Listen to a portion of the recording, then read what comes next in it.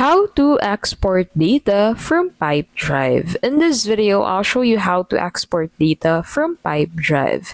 Exporting data from Pipedrive is easy once you know where to look. So to do that, you need to go ahead and open Pipedrive and then click on More at the left side of your screen and then click on that Export Data button.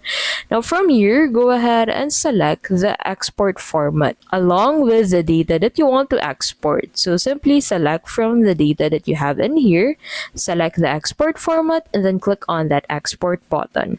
Now to download that exported file, click on that download icon below the available until section.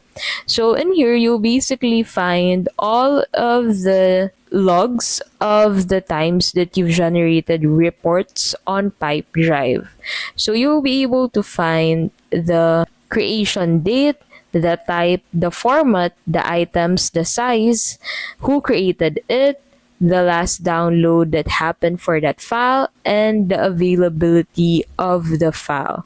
And that is how you can basically export data from Pipedrive. If this video was helpful, please don't forget to give this video a like and subscribe for more videos like this.